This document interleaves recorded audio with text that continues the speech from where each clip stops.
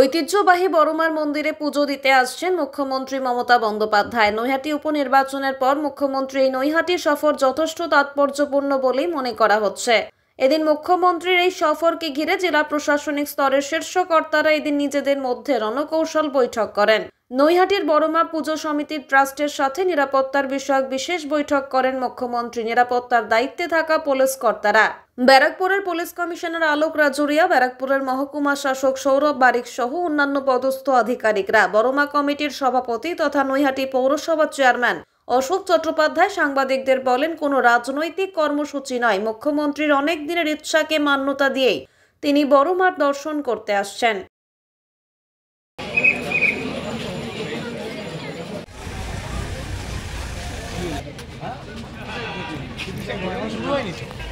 মুখ্যমন্ত্রী আসছেন, আমাদের যতদূর সম্ভব 2:30 থেকে 3টের মধ্যে আসবেন এবং তিনি কোনো রাজনৈতিক কর্মসূচি নিয়ে আসছেন না। তিনি বড়মার মন্দির দর্শন করতে আসছেন, বড়মার আশীর্বাদ নিতে আসছেন। এটা তো নিরাপত্তা থাকবে, এটা সিএম আসবেন, তার নিরাপত্তা থাকবে না?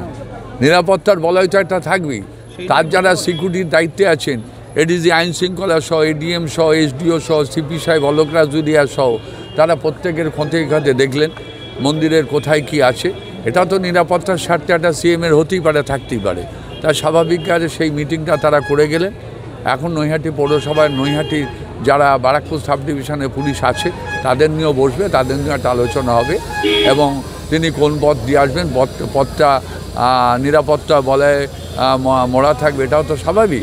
তাই সেটা দেখে নিয়ে আজকের কালকের আমাদের এখানে মন্দিরে যেভাবে চলছে মন্দির, তিনি ওই সময়ই দর্শন করতে আসছেন বড়মাকে যে সময়টা মন্দির দর্শনার্থীদের জন্য বন্ধ থাকে, 2টো থেকে 4টে মন্দির বন্ধ থাকে।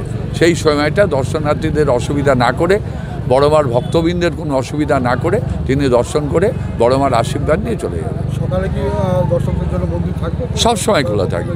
যেভাবে ন্যাচারালভাবে বড়মার মন্দির দর্শনার্থীদের জন্য, ভক্তবৃন্দের জন্য খোলা থাকে, ঠিক সেইভাবে কালকে খোলা থাকে। রাজনৈতিক কোনো কর্মসূচি না, রাজনৈতিক কর্মসূচি আগেই বলেছে, এটা রাজনৈতিক কর্মসূচি না।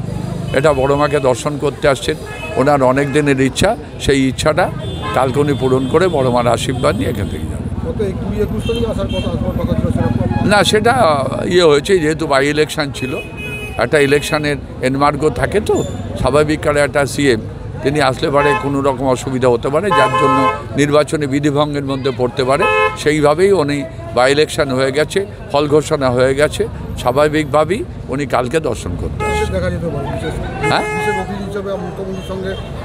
অনেকে আসতে পারে, বিধায়ক থাকবেন সনদে, আমাদের যে নবনির্বাচিত বিধায়ক তিনি থাকবেন, আমাদের সংসদ পার্থ ভৌমিক থাকবেন, তার সঙ্গে নৈহাটি মানে বারাকপুর সাব ডিভিশনে যারা বিধায়ক আছেন, সুবোধ অধিকারী থেকে শুরু করে, সোমনাথ শ্যাম থেকে শুরু করে, মঞ্জু বোস থেকে শুরু করে, বারাকপুর পৌরসভার চেয়ারম্যান থেকে শুরু করে, টিটাগড় পৌরসভার চেয়ারম্যান, আমাদের বীজপুর পৌরসভার, কাঁচরাপাড়া পৌরসভার চেয়ারম্যান, হালিশহর পৌরসভার চেয়ারম্যান, আমাদের গারুলিয়া পৌরসভার চেয়ারম্যান, ভাটপাড়া পৌরসভার চেয়ারম্যান, সবাই থাকবে। দিদিকে সম্বর্ধনা জানাবেন। 2:30 থেকে 3টে পুজো দেবে। ঠিক আছে, ধন্যবাদ আপনার সকলকে।